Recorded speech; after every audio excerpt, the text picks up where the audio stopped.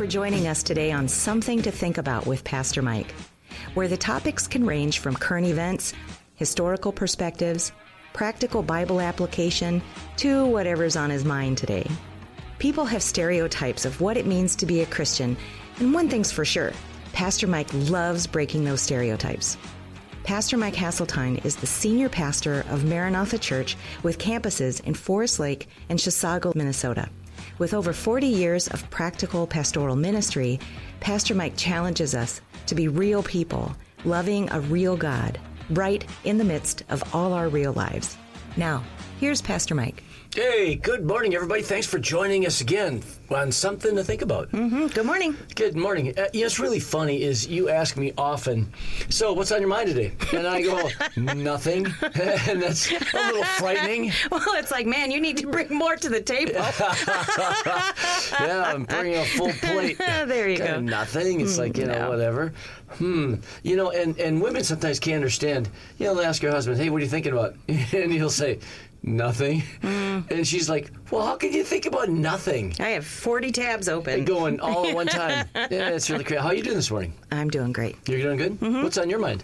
Nothing. Nothing. No, actually, what's on my mind, my husband and our youngest are on a road trip out to California with our camper. So they made it to Nevada, which is great. So I think at some point here they're going to get to see some family out there, which will be wonderful. So it's kind of fun to track along with their adventures. Yeah. Yeah, that's cool. Man, so twisting the knobs today, we got the producer, Jay. How you doing, Jay? Good morning. Yeah, things are good? Yeah. So if somebody can ask you, hey, what's on your mind? Nothing. Nothing. Nothing. I see Kelly, you wore your Torino shirt today. I did. Well, it was clean. It wasn't full of glue. But Kelly and I had just watched a thing on the whole nothing stuff with men's brains. Oh, really? Yeah, and that we have this nothing compartment, and we can sit and think about nothing. And the way women's brains are wired, they can't, and they don't understand how we can. So they go, you got to be thinking about something. No, never. No. Well, then the next thing, just in kindness and support of another, it's here. Let me give you something to think about. Let me make something up. What? That's why we're here, isn't it? Mm-hmm. Something to think about. Yeah, something to think about. Like let's go mining. Let's go stretch and do all that kind of thing. Oh man, Jenny Gaskill. Yes. Our station manager. Yep. She is recovering from shoulder surgery. She is. Doing well. Yeah, she is. I stopped in and seen her the other day. Very cool. At her place. And she had color in her face. She's doing well. She said that she's not in a lot of pain. Wonderful. In fact, that kind of went away early. She had that very familiar shoulder arm sling with the block between that props it out that props it out a little bit. I asked her, how you doing in an elephant trunk move? Because, having had shoulder surgeries in the past, I know exactly what she's kind of going through. With the ice machine on your shoulder, that thing really works. But I know that the exercises have had to start. Sure. And the first one is that elephant trunk thing. Jay, you know what that is? The elephant trunk? Yep, we were kind of talking about it previously. Oh, that's right, yeah. And her husband, Todd. Yeah. Yeah, just swing your arm, not your body. Okay. And it's really funny, Jenny, I'm not sure if you're listening, but your husband was kind of teasing you in front of the guys. He didn't throw you fully under the bus, but he was kind of teasing you because I was talking about how difficult it is to do that. I mean, you really think that that'd be kind of easy, just bend over and just let your arm, but you without thinking about it, it's really hard not to engage your shoulder. Oh, you mean it's got to dangle there? It's just got to dangle. Oh, he's good. For those of you who can't see on radio, because that's the way it is, Pastor Mike is demonstrating for us right now. Literally, you got to literally move your body. Oh.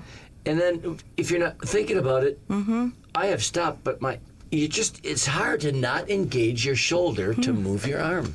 Yeah, it's just difficult. Yeah. So Todd was kind of, telling us how he'd chuckle. Hey, sweetheart. Jenny, we love you. Yes, we do. Sorry, Todd. Yeah, that's right. Yeah. Don't get in trouble later. Yeah, it was a gentle teasing, not a total throw under the bus. Yeah, that whole thing. It's really wild. a couple days ago, it turned into August 7th. And why is that significant in your world? August 7th in my world is a big day. Really? Oh, yeah, big day. Because of my heart surgery, I was told, originally I was told, I can't ride a motorcycle until August 15th. And at physical therapy one day, I was kind of lamenting that and just talking to the workers there. And I said, well, let me just double check. And she came back and she says, oh, actually, 12 weeks for you is up August 7th. So you are free to ride a motorcycle August 7th. So that's Motorcycle Liberation Day. Man, I starred that day on my calendar. Let everybody know, you're not going to see me. I'm going to be on a motorcycle ride. Well, and then the standing joke in church was, I told the story, that I looked at my calendar and said, hey, you guys don't plan on seeing me around. I'm going to be gone the 8th, the 9th. I'm taking a trip. And Nikki, she goes, no, you're not. Remember that? Yeah, I do. She goes, no, you're not. I'm like, I looked stunned. Like, what you're not the boss of me. I'm the boss. I said, yeah, I'm going to be gone. She goes, no, you're not. And what are you talking about? She says, well, you have the car show August 8th. And I go, you're right. I'm not leaving. Anyway, so because I have, pushed the limits and been a little bit of a pain for some of the physical therapy people, lifting more weight than I should, before I should, and all that stuff, always maintaining safety. I mean, not being crazy. Finally met my surgeon, and he told me, Mike, you're free to do a little bit more. The physical therapy people aren't going to let you do 20 pounds until after 12 weeks. He looked at me and he goes, you look like you're fine. Just take it easy. So I've been doing flies and I've been working out. Anyway, I told my wife, because she was a little concerned. She said, sweetheart, would you promise not to ride your motorcycle until August 7th? And I said, honey, I promise you, I will not. I will, as much as, I feel like I could even now, I'm not gonna until August 7th. So it was Tuesday. We were together going to a meeting, and she, out of the blue, just said something like, you're probably really anxious to ride your motorcycle, aren't you? I said, oh, sweetheart, I can't wait, man. August 7th. I told you I'd wait until August 7th. And then she, in a surprise announcement, said to me, I watch you, how you do things and how you're moving, all that. She said, what's a couple weeks? If you want to ride your motorcycle, you are free. You got my permission. Wow. I Nice. know. Very nice. Right? Very nice. So the next day, I had a meeting down Woodbury. I took my motorcycle. I had just Good for you, brother. Four wheels will move the body, but two wheels moves the soul. Amen. Yeah. Sorry to interrupt you, Pastor Mike. We just got a public safety alert from the Chisago County Sheriff's Office to the Wyoming area. Please check any unsecured areas on your property, cars, garages, sheds, etc., for a missing teen who was last seen at 3 a.m. A 13-year-old white male, thin, shaggy blonde hair, Chicago Bulls T-shirt. If you locate the teen or have questions, please call dispatch at their non-emergency number, 651-257-4100. Well, say that number again so people could possibly grab a pen and paper really quick. Yes, it's 651-257-4100. And again, it's a 13-year-old white male, thin, shaggy blonde hair, Chicago Bulls T-shirt. Wow. In this area. So, Lord, we Wow. just ask you to bless him Yes, and protect amen. him and Yes. keep him safe and let him Yes, be Lord. found, located. Yeah. Yes, praise God. And we pray for the parents and family members who are no doubt extremely worried, Yes, Lord. for him. So we lift them up as well. Praise God. Wow. Safety alert. Yes. Man, how times have changed with this communication thing. Right. Just everything's right there. And, Right. Yeah, And ready to do go. what you can to help. Yes. So my wife let me ride a motorcycle. Well, that must have been just exhilarating. I can't even describe it because turns out I love riding motorcycles. I mean, that's just not a shock. I Around love here, it's not a shock. riding motorcycles. And to be on the motorcycle again, I can't even describe it. No, Jay, it's really funny. I have had my bike on a battery tender for all these months, just sitting there. And I every once in a while still wonder if that's going to be enough. So the morning I got my bike all ready to go. I'm getting ready to take off for that meeting down in Woodbury. And I hit the start button, and it just kind of, just kind of groaned. Oh. But it did start. I was like, oh, that's good. But then there was this red light in my dash that just stayed on. And I didn't have my glasses on or anything else. I'm assuming it was indicating a low battery or a battery issue. I'm assuming. I'll have to look into it. I didn't. Mm-hmm. So the whole time I'm flying down there, I'm flying down there, and I'm wondering, is my bike going to start when I get out? Thankfully, it did. Better? Red light stayed on, though, until the next day. The next day I go out to start it, and it started right off nice and strong, and the red light wasn't there. So I was like, And at no point you put your glasses on to Nope. see what the light was? Nope, didn't care. Gotcha. It was running and driving. Exactly. Wasn't that important? And I really figured out I really didn't care, because even if it was a battery, I'd push start it. I'd grab somebody around and say, hey, can you push this thing? Help me push it and get started. And I knew it wasn't oil, because the oil was freshly changed, this spring. And there wasn't a big puddle on the floor. And exactly. So I mean, I wasn't going to say it. But I was thinking But I it. did, I know. HD, Harley Davidson. Yeah. Remember, Harleys don't leak oil. They just mark their spot Just like spots. the big If dogs. it's not leaking oil, it's empty. No, but I was, when you were talking about that, I'm thinking, man, how wonderful. Because it's even different than going out in the spring on your first ride. Yes. Because you have been denied this pleasure for All summer. months and months. And now to get out, I bet that first trip on the road was just exhilarating. I got to the speed limit so quick, I couldn't believe it. When I looked down, I'm like, wow, I'm doing the speed limit. That's right. That's right. It's like, whoa. I just like, whoa. Nice. Yeah. And then maintain that speed limit. Just, whoa. It was exhilarating. And you didn't have to make noises now. No, I mean, didn't. all this time you going around the office going, Well, that's come to a stop. right. No, I'm just actually, kidding. I did make noises. Have you seen that commercial with the pig? And then I was making wee, wee, woo. Oh, funny. Making all kinds of exhilaration noises. Yeah, That is funny. Kind of wild, crazy. Okay, so what kind of national days do we got? Our national days today. National days. Okay, it is International Lifeguard Appreciation Day. Oh, we should always Who appreciate doesn't appreciate them? I know, particularly, if you happen to be international, you want a great lifeguard too. Of That's course. true. All over the world. Yeah. Hey, you've never seen the movie Sandlot, have you? No.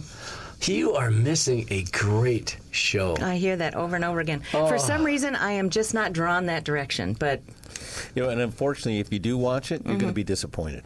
well, evidently, because it's been built up so much. It's a great movie, but when things are built up, and you're expecting something, and you go, oh, it's a good movie. Oh, But if man. somebody says, yeah, I don't know if it was that good, you'd watch it and go, this is a great movie. Penelope Peppercorn was the lifeguard, and Squints pretended to drown or need help. Gotcha. He jumped off the diving board, and he's looking at her, sitting up on her little cage chair thing, and he jumps off. His buddies, oh no, and he's kind of floating in there. She dives in to go get him, pulls him up onto the concrete decking, and he is grinning. He looks at his buddies and winks at them because they're all like, he looks like a dead fish. And he's smiling. He looks at them. Penelope's bending over him to give him mouth to mouth, and that was his whole purpose. She bends down to give him, mouth to mouth, and then he latches onto her, and then she just yells and screams, "You little pervert!" It's funny. Wow. International Lifeguard Appreciation Day. Penelope Peppercorn was appreciated that day. Okay. Okay, moving on. It's also Flag Day in Hawaii. So You're familiar with Hawaii pretty well. What's Flag Day all about? well, Yeah, it's just their flag. It's kind of a sovereignty day, so it's connected with like King Kamehameha and all kinds of stuff. So it's Hawaiian Flag Day. It's National Avocado Day. Love it. You like avocados? Oh, yeah. Oh, really? Yep. Good stuff. Yeah, I mean, I agree. Avocados are great. It's also National Jump for Jelly Beans Day. Ronald Reagan. That sounds like a lot of work for a small piece of candy. Can't you just have a jelly bean day? Oh, no. You must jump for, Jump jump. for jelly beans. It's Wow. National Mutt Day. So dogs that That's kind of all of us. have a You're mixed kind of a mutt. I got one of those. breeding. I'm yes. kind of a mutt. It's- Yeah. Yep, Yeah. for sure. National Raspberry Cake Day. You know, some of these national days just surprise me. It's like, what? Oh, hold on. Oh, yeah? Yeah, Gets better. Shredded Wheat Day. Shredded wheat. It's I remember as a kid liking shredded wheat. shredded wheat. Yes, It'd be it's like just a shredded wheat awareness. yeah, no kidding, because it does tear up the roof of your mouth. Uncommon Instrument Awareness Day. Uncommon instrument. What? I just so happen to have some uncommon instruments pulled up. So there's the theremin, hurdy-gurdy, the waterphone, and the shang. So some of these are, I mean, they're just so fascinating looking, these things. These are real instruments. These are real instruments. So, Uncommon Instrument Awareness Day. Are you familiar what an ocarina is? No. Okay. am. Well, yeah. So You are? yeah. So Gee, on you the never cease to amaze me. he's got a head full of He is a knowledge. wealth and a plethora of all kinds of useless knowledge. Mm-hmm. Don't spread that too much. Somebody's going to expect a lot more from me than they're going to get. Yeah, so I can remember when my kids were going through their ocarina phase. There's a Legend of Zelda video game, Yeah. and Link, one of the main characters, he plays an ocarina. And so, of course, my kids had to get an ocarina. And so they were just, tweedledee. And I'm with you, Rob. That's how I know about them. Because Yeah. I have kids Yeah. that were interested and had Yeah, them also. Picked them up at the exactly. Renaissance Festival. Exactly. Yeah, you're kind of special at the Renaissance Festival if you bring your own ocarina, I think. But anyway, it's also World Ranger Day. So Like Ford Ranger? I doubt it. But I do want to highlight coming up. So Saturday, tomorrow, there are a variety of days, but it's National Girlfriend Day. I have one of those. Yeah. Yeah, me She's too. also my wife. Yeah, there you go. And, I have plenty of girlfriends, and it's just great to Yep. enjoy and appreciate friendship and all of that stuff. And The wife I have now is the one I've had the longest. Yeah. Yeah. My current wife. Yep, my current wife. Yep. Yeah. I've had her the longest. Oh, we there in should be a trouble public later. service announcement going out that both of you have, like, long-term. both gonna be in yes. trouble. Let's see, when we get 46 years. Exactly. Yeah. 46 years. We got married when we were Doesn't- 12. Doesn't like it when I refer to as that, or my first wife. This is my first Yeah, wife. right, exactly. Yep. I'd like you to meet my first wife. Okay, so That'll get Sunday. you a My throat favorite punch. wife. Yeah. Wow. Okay, you guys. Moving on. Sunday is National Ice Cream Sandwich Day. Now we're talking. Sunday, yeah, I agree. Oh, yeah. Go get a box for that day. Exactly. Monday is National Big Forehead Day. Pastor Mike? Yeah. Being bald, I got a forehead that just goes on. Goes all the way to the back. All the way to the back. And Wednesday is National Underwear Day. So people wear your I wear those. So anyway, that's it for the national days Oh, my for today. goodness. I know, people come up with I all wonder if kinds. they have a National Commando Day. Probably. Go Commando. Probably. I would think so if they have a National Underwear Day. I was going to say. I mean, turnabout is fair play, so to I would speak. imagine. We'll probably find out eventually. I know. Hey, I guess don't what? want to know. There's stuff I don't She's need going to be Rain Manning that when we go on break. Kind of type her into the Google machine. Well, Is there yeah, I a- mean, actually, we miss a lot of days because we only do the show every Right. Friday, so Yeah. we miss We do. a bunch. I know. We don't really track it all down and No. keep it like that. Mm-hmm. Pretty well. Jenny, I hope you're feeling better. Come back and play pickleball and start hurting people again. Mm-hmm. Yeah. Yeah, Hope you know so. what, though? She could coach. She could. She could totally coach. I mean, she could sit on the sidelines and give encouragement. And, she's Oh, she's texting me now. Texting in? Uh-oh. Oh, How much trouble are we Todd in? and I just finished a lively, quote, discussion around elephant trunk swings. I'm like a Jay. Sorry, Todd. That should be fun. Sorry, Todd. Yeah, there you go. I can imagine both of them at their kitchen table right now. Yeah. I can see it. Yep. And he's like, no, honey, it's got to go like this. And she's like, I'm doing that. Yes. You know? Mm-hmm. Oh, my gosh, that's funny. But what you may understand is he had made the comment and was kind of talking about it, and you somewhat came to her defense and went, it's harder than you think. I You did. want to do it like this, and it's not a natural... It's not easy. Mm-hmm. It's true. It's not easy. So then after you graduate from doing that, then you put your arm on the table and you do the spider crawl. You do that. And then when you progress a little further, you're doing it on a wall, with your hand up. And then one exercise was I got a pulley system mounted in my garage with a rope, and you had something to... I can't remember. There was a weight on it, and you had to kind of... I can't remember, but I did it. Wow. They said, this is what you should do. So I put it together and did Well, that. if need be, you could be Jenny's assistant PT physical person. therapist. Yeah. There you go. Yeah. Come on, Jenny, just do this. Come on, you can do this one more time. Come on, bark it out. Come on, I don't care. You sweat it out, man. You just go for this. Oh, don't worry about the pain. Get over it. Just go, Jenny, go. Okay, with that, I think we're going to take a short break. We'll be right back.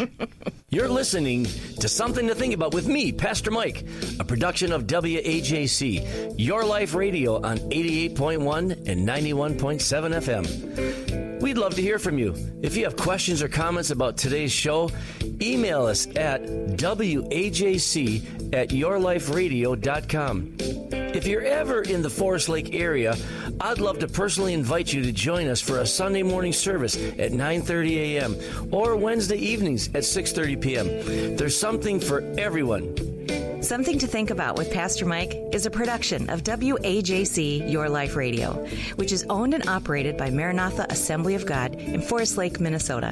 You can find more information on the web at realchurch.org. Now, back to Something to Think About. Hey, here we are. Thanks for joining us back again. Jenny has emailed me that I should start running right now. Just run, Mike. Get out. Yeah. Oh, my goodness. You know, God is good. He is. All the time. Mm-hmm. God is good. Mm-hmm. And, you know, the other day in my devotions, I'm reading along and come across 2 Chronicles, the Queen of Sheba, chapter 9. 2 Chronicles, chapter 9. It says, now, when the Queen of Sheba, which is really kind of funny, a real person, because, you know, you always hear that thing, you know, oh, the Queen of Sheba. Mm-hmm. Oh, wonder what she was like. Which is where they got it from. Yeah, right here. Yeah. They did, you know. Yeah, the Queen of Sheba. Mm-hmm. She heard of the fame of Solomon. She came to Jerusalem to test Solomon with hard questions. Having a very great retinue, camels that bore spices, gold in abundance, precious stones. When she came to Solomon, she spoke with him about all that was in her heart. When I first read that she came with hard questions, Verse 2 says that Solomon answered all her questions. There was nothing so difficult for Solomon that he could not explain it to her. When the Queen of Sheba had seen the wisdom of Solomon, the house that he had built, and his tables and cupbearers and all the wealth, she said, I can't believe what I heard about you, but it's even greater than what we heard. But when I first read the idea that she came to test Solomon with hard questions, right away, it just asked me, I just started wondering, so what kind of questions would she ask? I mean, I don't know. What are some hard questions? What do you think she would want to know from Solomon? Where'd you get your wisdom? Were you born this way? How do you? I mean, what would there be for the Queen of Sheba to ask King Solomon? I came up pretty empty-handed. Interesting. But it's an interesting comment in there, and then the follow-up summary that there was nothing too difficult for Solomon to not be able to answer. He answered every one of her questions. Interesting. Well, And I would imagine that they spent, the day together. I mean, yeah, more. she came from afar, so Yeah. it wasn't like she was just going home that night. Hey, what do you think about this? And then turn around and go home. Right. Just to hang out and ask you, I don't know, what kind of questions. So then I start thinking about what kind of questions does my wife ask me? Not many anymore. Jay, what do you think? I mean, isn't that just a weird kind of a concept to be recorded in the scriptures that she came to ask him hard questions? I have no idea what that means. Silence, crickets. Yeah. Well, I'm holding myself back from Trying to be funny. Yeah, I'm like, well, I know what I'd ask him. He wouldn't have an answer for, but I think, you wonder what is it? Was it political stuff? Was it, how are you going to do this with? Was it leadership stuff? Yeah, political, governing, planning, strategic army takeovers. Architectural, gardening. Yep. I mean, he had all Had those all that proverbs. stuff. He had all those cities built. I mean, he seemed to be very gifted with administration and building and providing structure and, diplomacy, all kinds of things. Yeah. Hey, to our listeners, if you want to text Robin or go to WAJCYourLifeRadio.com, man, put a question out there. What would you ask Solomon? And or what do you think possibly the Queen of Sheba could have or would have asked him? Because it's just a funny, again, summary even, that there was nothing too difficult. He was able to answer her every question. It says Solomon answered all her questions. There was nothing so difficult for Solomon that he could not explain it to her. No. So were they okay, there goes a curious? joke right there. Not that he could answer, but that he could explain it to her. Let's not go there. Robin, don't even look at me that way. That just goes right into his describing abilities, not her hearing abilities. So, Well, I anyway. just think were they curiosity questions like Right. we've just talked about? Hey, how did you do this? How's this going? Or were they testing questions? Oh, I've heard how wise he is. I'm going to come up with some hard questions that he may not be able to answer. Let's see how smart he really is. Yep. Yeah. We won't know. And it's interesting that they say, ask the hard questions and don't reference anything or say that like. Nothing. That's what I mean. I read it. It was just like, it doesn't say anything. There's not even a hint at what any of those questions might be. And again, it's plural. Right. Like hard questions. So there was conversation. There was things that she wanted to know. And to your point, Jay, exactly, I think there were things that she was wanting to test him. Hey, let's see how smart this guy really is. If they say that he's really smart, let's find out. Hey, Todd, I know that you're arguing with your wife right now in your kitchen doing the elephant swing. What do you think Queen of Sheba asked Solomon? Come on, Todd, what do you think? I just go to, it's hard for me to narrow it down to that particular conversation because I think about what would be the questions that I would ask Solomon, but those questions are held within the context of Solomon's life in the Scripture. So, Solomon, you had all of this available to you. You asked the Lord for wisdom. And the end of your life didn't prove wisdom. You were pretty smart. What got in the way? What did you allow to get in the way so that you didn't finish as well as you could have? I mean, no blame or shame or anything like that, but just awareness. It's like the humanity of life and the safeguards that the Lord blessed him with on the front end of do this and don't do that and write this and, that kind of a thing. And somewhere along the line, he'd made choices that didn't line up with that.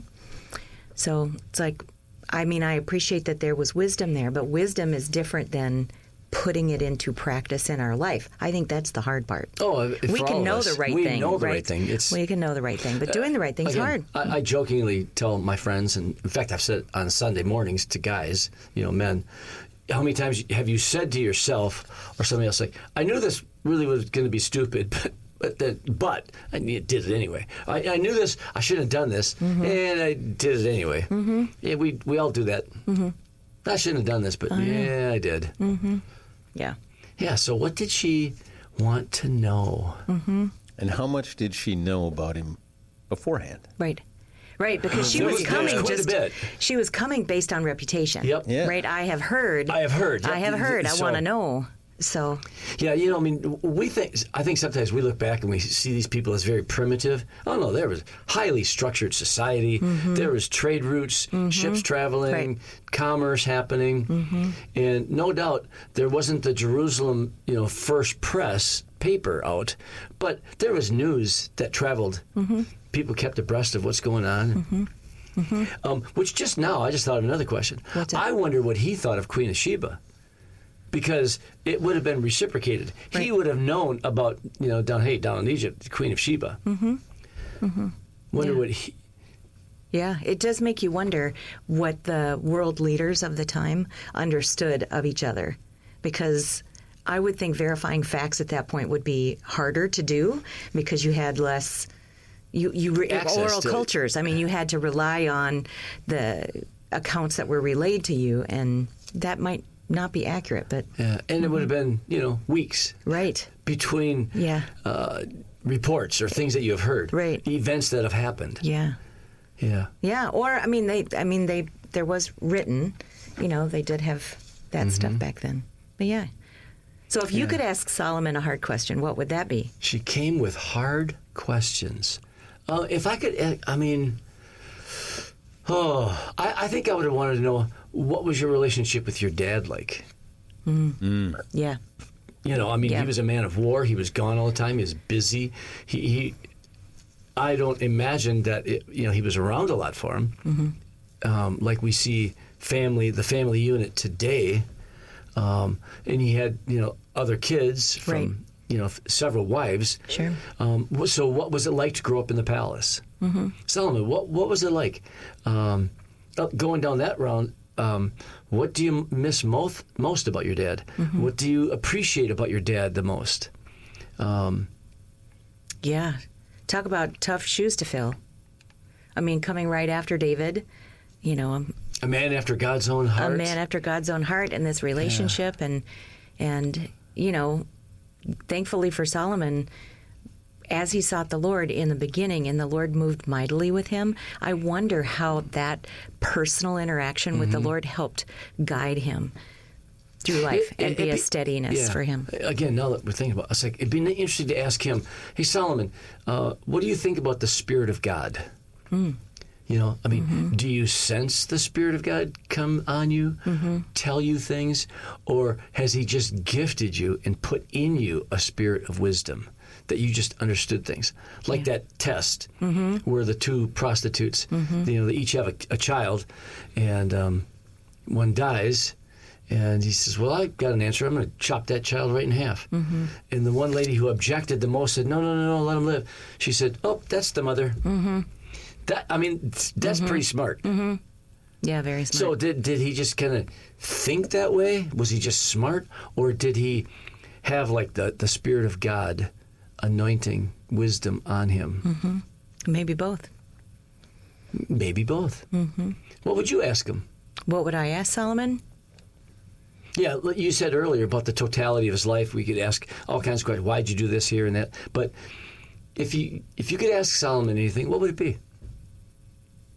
What was his personal relationship with God like? How did he work to maintain that as best he could? What was that interaction like? Yep. What was Solomon's prayer life like? What was his, how did he work to stay focused in what God had called him to do? Yeah. And he was entrusted. I think about Solomon, I can't think about Solomon necessarily just as a man, because he had a role to play. Not play, but to fulfill. He had a responsibility. He was a leader. So he was a husband. He was a son. He was a dad. But in the middle of all of that, he was leading this nation, and that held a different responsibility than some of the other things he did. So he was juggling a number of things, and he had support people around him to assist with that. But how that all worked in his relationship with God. How did he?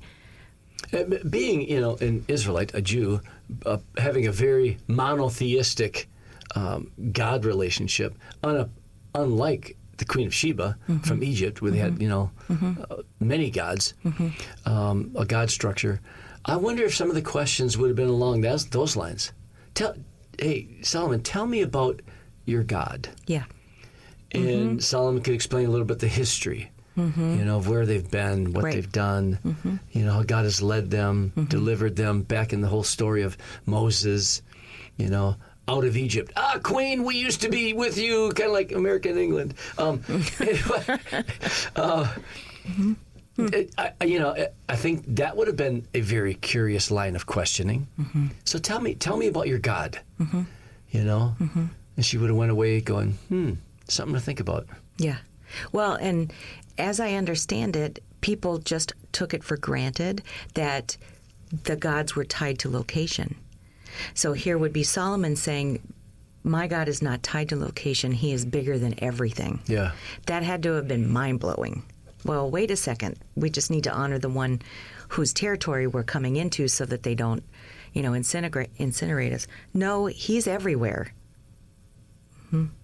Interesting. I think most religions have a God of creation and that kind of thing. So in that sense, they're kind of everywhere. But I don't know. It's just weird. I can't believe we're sitting here pondering and talking about something that we don't know anything about. Well, this goes back to the guy thing. What do you think about? Nothing.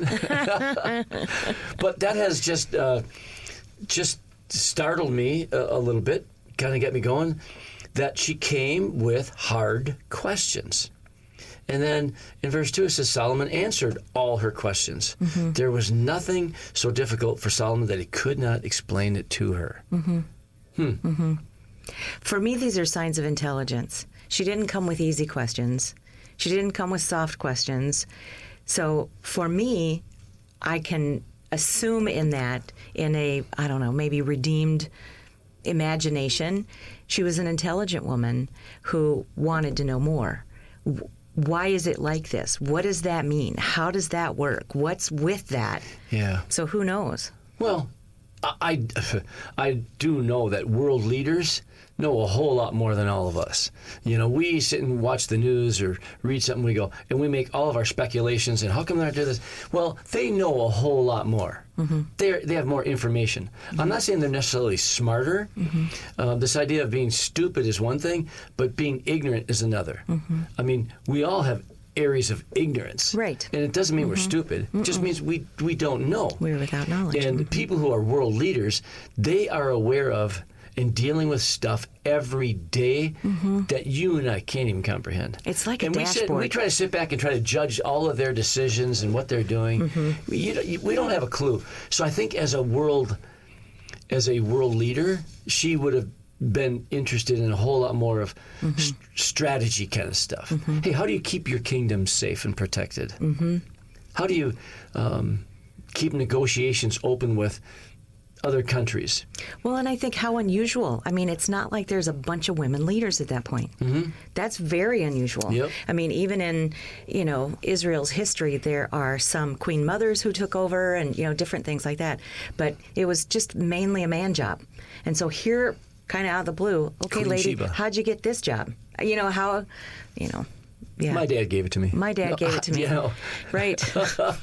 But that she was alive to keep it is a whole different story. Yeah. Well, and history reveals that she was a wise leader. I mean, she did well. And again, that doesn't always just rest on one person. You surround yourself with very intelligent people, wise counsel, you become like the people you hang around. Interesting. Yeah. So if you could ask Solomon a question, what would you ask him? I already answered that. I might not have been paying attention close enough. Yeah, that's right. You were kind of just dreaming over there. I was. I'm like, what's the question? Yeah, kind of sleeping. No, I think I would like to know what was it like to grow up with your father, David. Yeah. What was it like to grow up in the kingdom? Did you have much dealings with the average common person growing up? I mean, these are kind of simplistic type questions, but curious. What was it like for you? How privileged, how separate of a life did you maintain? being in such extravagant wealth, being the son of David. I think some of those kind of questions would be interesting.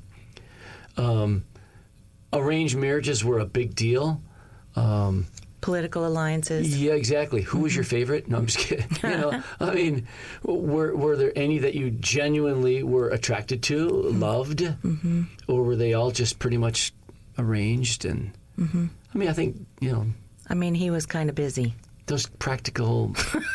He did have 700 wives and 300 concubines. I mean, that's kind of more than your share, I think. Well, yeah, but I don't want to go down this road. No, of course not. No. Some he probably never saw. They were just gifts. They were, like you said, political alliances. Yeah, and they were gifts. Some of them he probably never even saw. They were taken care of in the harem. That's where they lived. I wonder about, because he loved to grow things. I mean, he was a gardener. He was into biology, so his hands had to have been in the dirt, which I think that's just so interesting. He coordinated building things, and not just little bitty things, but massive things. Well, he built the temple. Exactly. And so just, in different storage cities, and I'm gesticulating everywhere over here, And then, for his wife, as soon as he talks about finishing the temple, he would not bring his wife to the house where he grew up, and his father David was. He built her a separate place right away. Yeah. Just interesting. Yeah, I like to build. If you really want to know about Solomon, what you'd need to do is read the book of Ecclesiastes. Because in there we see him taking an experiment, saying, I've withheld nothing from myself. If I wanted it, whether it was men servants, female servants, if it was gardens, if it was whatever, I didn't hold anything back. And I realized it's all vanity. It didn't bring satisfaction. So then he went the other direction into asceticism. He said, I denied myself of all these things. Even though he had it all because he was experienced, he was rich, and all that, spoiled. So he went away from all that and lived in asceticism. Tried that. He realized that's not where it's at either. And he experimented with all these different things, observing them, and he comes to conclusion like, hey, chance happens to all. It happens to all of us. Try to enjoy all the days of your vain life. I love that theme all through the book of Ecclesiastes, because you don't know what's going to happen tomorrow. You know what's going to happen after you. Enjoy the days of your vain life. Yeah, just interesting observations. The whole book of Ecclesiastes. The last two verses of Ecclesiastes really is the wonderfulest, best summary ever. Chapter 12, I'm off the top of my head. 12, I think 27 and 28. I don't know how many verses are in there. 13 and 14. 13 and 14. Want to read it to us? Let us hear the conclusion of the whole matter. Fear God and keep his commandments, for this is man's all. For God will bring every work into judgment, including every secret thing, whether good or evil. Boom. That's the summary of when he looked at all of life, what it's all about. The good, the bad, the ugly, the choices, how the rich man dies just like the poor man. It doesn't matter. You work for all this wealth, and who does it end up? Not yours. Somebody who didn't work for it. I mean, he comes in and says, this is the end of the matter. Fear God. Keep his commandments. Realize that everything you do is going to come under judgment. So make sure it's good. Well, and just for folks, Ecclesiastes happens to have 12 chapters. And for me, it's kind of one of those books that's helpful to read kind of in totality. Yes. Maybe not all at once, but keep in mind, big chunks. Big chunks, because he may say something at the beginning that he rethinks, a little bit down the road. 4 or 5, exactly. Yeah. And so you got to be careful where you park and take the whole counsel of that. But yeah, it's some really great information there. It is. Lots, very thought-provoking. And I think, to your point, it's really wise. I know of a couple people in 46 years of ministry. I've ran into 2 different people that the book of Ecclesiastes almost shipwrecked their faith because they ended up being very depressed. Yeah. Vanity. Oh, what difference does it make? What difference does it make? That's right. Why should I serve God? Why be overwise? Why should... And they literally wrestled, for years. their faith was really rattled by reading through the book of Ecclesiastes. Again, because they looked at it in little pieces. Yes, that's in little sentences instead of the totality. And get to the end of the book. Get to the end of the book. Here's what he said about it all. Right. And throughout it, he says, try to enjoy every day of your vain life. Don't go, vanity, what's the bother? Why should I work extra hard when it's going to be somebody else's anyway? You know, I know literally 2 people that just, for years, they just got depressed by reading the book of Ecclesiastes. So the encouragement here would be, don't get depressed, read the whole book, let the whole thing encourage you. And move on to the New Testament. Yeah, you know, where we see Jesus on the scene, offering life. Come to me who are all those who are labor and are heavy laden. I will give you rest. I love you. I'm going to be with you forever. Wow. So yeah, Solomon, or Queen of Sheba, asking difficult questions. To our listeners out there, man, I hope, I don't know, somewhere throughout your day or days ahead, I think every once in a while, some things to ponder are just good. You don't even have to necessarily have the answer. I think just the exercise of asking yourself the question and thinking, it's like, kind of wild. Yeah. Jay, did we ever go to you and ask you if you could ask Solomon a question, what would it be? I would be curious and a curiosity question, obviously, but as a man that was chosen by God and anointed, since that point, what was your biggest regret of, I went the human way and not God's way, and I should have done it different? What was your biggest biggest mistake along that way since becoming king and chosen and anointed? I mean, there must have been things that, hey, the human nature, I'm going to do it this way, I think is better. And then finding out, no, I should have done it different. Yeah. It's just interesting. So, because clearly, I mean, he made mistakes, human mistakes, like we all do, that aren't necessarily. And there's some pretty big mistakes listed in the book as well. He made some big ones. Yeah. Curious. What was your mom like? What was Bathsheba? Oh, what was it like growing up with her? Yeah, exactly. I thought about David, your dad. What was it like with your mom? Yeah. Wow. Well, and Solomon was a rainbow baby, is a term that we would use these days, which is the birth of a baby following the death or loss of one right before. Yep. And so how was his life maybe different because his parents had gone through that grief together and loss, exactly. So wow. Well, I tell you what, today was definitely something to think about. Thanks for tuning into the show. Something to think about. I hope you have a great weekend, and don't be afraid to ask questions. Hey, thanks for tuning in today. Please join us right here each Friday morning at 8 a.m. If you have any questions or comments about today's show, email wajc@yourliferadio.com. You can hear more from Pastor Mike at Maranatha's website, realchurch.org, on the Messages and Media tab. The opinions expressed here are not necessarily those of the owner.